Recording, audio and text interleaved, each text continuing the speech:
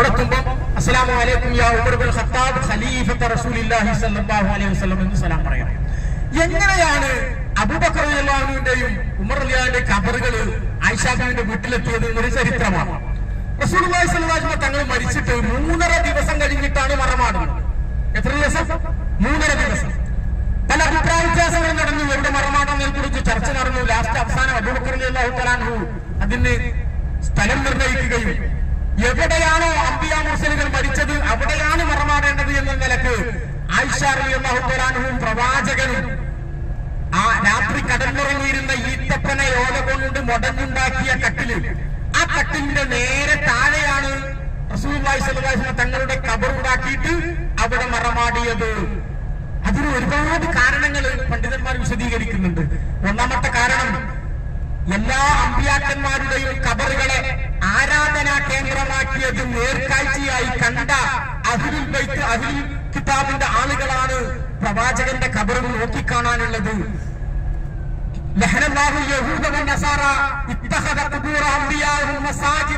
എന്ന് പറഞ്ഞ റസൂലുള്ളാഹി സ്വല്ലല്ലാഹു അലൈഹി വസല്ലം തങ്ങൾ മരിക്കുന്ന സമയത്ത് പോലും അല്ലാഹു ജൂതന്മാരെയും ക്രിസ്ത്യാനികളെയും ലഅനത്ത് ചെയ്തിരിക്കുന്നു.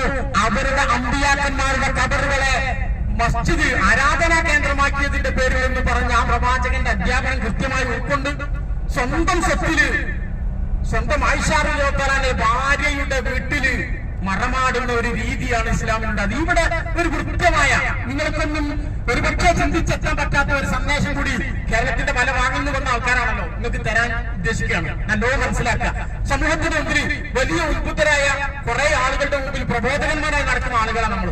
നമ്മുടെ നാട്ടിലൊരു പ്രത്യേകത ഉണ്ട്. ഒറ്റപ്പെട്ട പ്രദേശങ്ങളിൽ താമസിക്കുന്നിടത്ത് മയ്യത്ത് ഖബറിൽ വെക്കൂല എന്ന് പറഞ്ഞ് പേടിപ്പിക്കാറുണ്ട്. മുജാഹിദ് ആയാലും ജമാഅത്ത് ആയാലും കുത്തൻവാദി ആയാലും പള്ളിക്കാട്ടിലേക്ക് എന്റെ മയ്യത്ത് എടുക്കൂലട്ടോ, എന്റെ ഉമ്മാന്റെ മയ്യത്ത് മരമാണ് കേട്ടോ എന്ന് പേടിപ്പിക്കുന്ന ആളുകൾക്ക് കൃത്യമായ സന്ദേശം മദീനത്ത് നിന്ന് പോകുമ്പോൾ നമ്മൾ മനസ്സിലാക്കണം.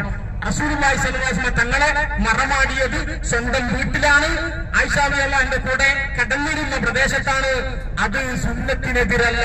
നമുക്കും വേണമെങ്കിൽ നമ്മുടെ മഹല്ല് വിലങ്ങുതടിയായി നിന്നാൽ, നമ്മുടെ നാട് വിലങ്ങുതടിയായി നിന്നാൽ 10 സെന്റെങ്കിൽ 10 സെന്റ് എന്റെ അടുത്തുണ്ട് മക്കളെ, നിങ്ങൾ നിങ്ങളെ പണി നോക്കി, ഞാൻ എന്റെ വീട്ടില് എന്റെ ബെഡ്റൂമിൽ എന്റെ ഖബറ് കുഴിച്ച് മറമാടുമെന്ന് പറയാനുള്ള ഒരു തന്റെ ഈ ചരിത്ര പശ്ചാത്തലത്തിൽ നമ്മൾ നേടിയെടുക്കണം. സമൂഹത്തിൽ കൊടുക്കേണ്ട ടീച്ചറെ, സമൂഹത്തിൽ കൊടുക്കേണ്ട വലിയൊരു സന്ദേശം മാത്രമല്ല, നമ്മുടെ നാട്ടിലെ നായന്മാരും നമ്മുടെ നാട്ടിലെ മറ്റു സമുദായക്കാരൊക്കെ അവരുടെ പറമ്പിലും അവരുടെ വീട്ടിലും മറമാടുന്നുണ്ട്. നിയമപരമായ ഒരു തടസ്സമില്ല. ആ നിയമപരമായ തടസ്സമില്ലാത്ത കാര്യം നമുക്ക് സ്വീകരിക്കാവുന്നതാണ്. നമ്മുടെ വീട്ടിൽ മറമാടിക്കൊണ്ട് അതിന്റെ പേരിൽ ലാ ഇലാഹ ഇല്ലല്ലാഹ് നിന്ന് വ്യതിചലിപ്പിക്കാൻ പ്രേരിപ്പിച്ച് സൈഡാക്കാൻ ശ്രമിക്കണ്ട എന്നുള്ളൊരു സന്ദേശം കൂടി ഈ വിഷയത്തിൽ നമ്മൾ കൊടുക്കേണ്ടതുണ്ട്.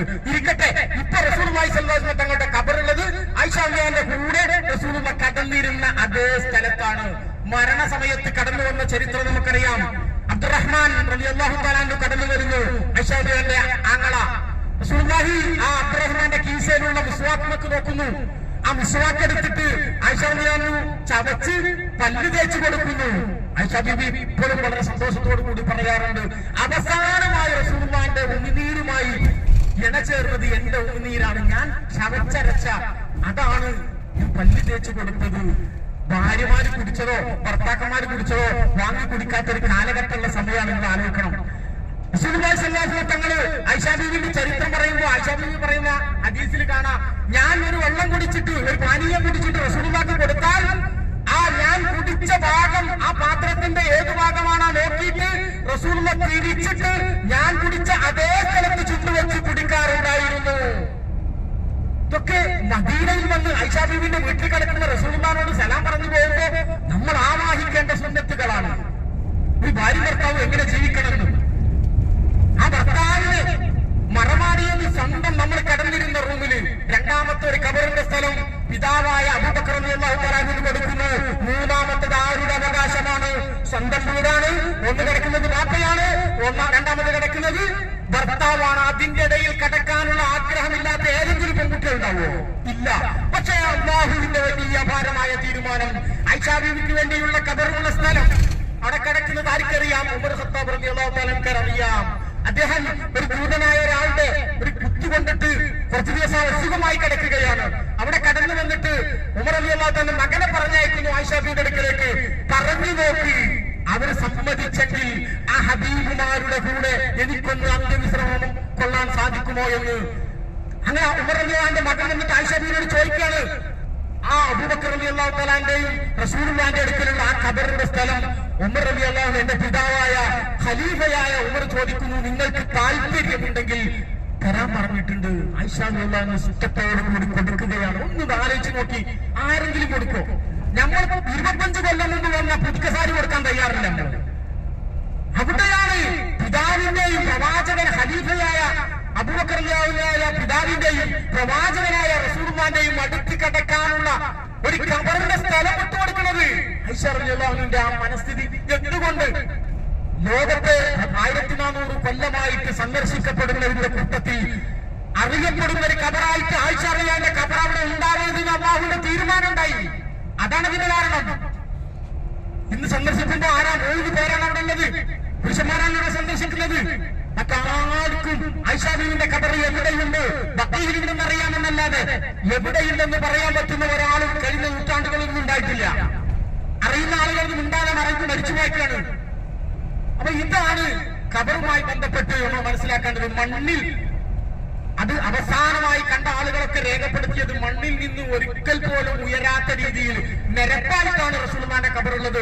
5 മൂലയാക്കിയിട്ട് നമ്മുടെ ഇറാഖിലുള്ള ഷിയാക്കൾ നടക്കുന്ന ആളുകൾ അണ്ടർഗ്രൗണ്ടിലൂടെ വന്നിട്ട് മയ്യത്ത് കൊണ്ടുപോകാനുള്ള ശ്രമം നടത്തിയപ്പോ അന്നത്തെ ഭരണാധികാരികൾ കിട്ടാവുന്ന അന്നത്തെ ലോഹങ്ങൾ ഉപയോഗിച്ചുകൊണ്ട്, മെറ്റീരിയൽ ഉപയോഗിച്ചുകൊണ്ട് 5 മൂലകളാക്കിയ 6 മുഴ നീളത്തിലുള്ള വലിയ ഭിത്തികൾ ഉണ്ടാക്കിയിട്ടുണ്ട്. ആ ഭിത്തിമേലാണ് ഇപ്പൊ ഒരു പച്ച കില്ല, ഒരുപാട് കാലങ്ങൾക്ക് മുമ്പിട്ടൊരു കില്ല നമ്മൾ ആ വേഴ്സിലൂടെ നോക്കിയാൽ കാണാം. ഖബറുമ്മലിട്ട കില്ലയല്ല. ഖബറിന്റെ ഭാഗത്ത് അങ്ങനെ ഒരു കില്ലയോ അല്ലെങ്കിൽ ഒരു ചാറമോ ഒരു ഉയർച്ചയോ ഇല്ല. അതിന്റെ മുകളിലുള്ള കുബ്ബ അത് വേറെ ചരിത്രമാണ്. കുബ്ബ ഹിജ്റ 6-ാം നൂറ്റാണ്ടിലാണ് തുർക്കികൾ ഭരണം നടത്തുന്ന കാലത്ത്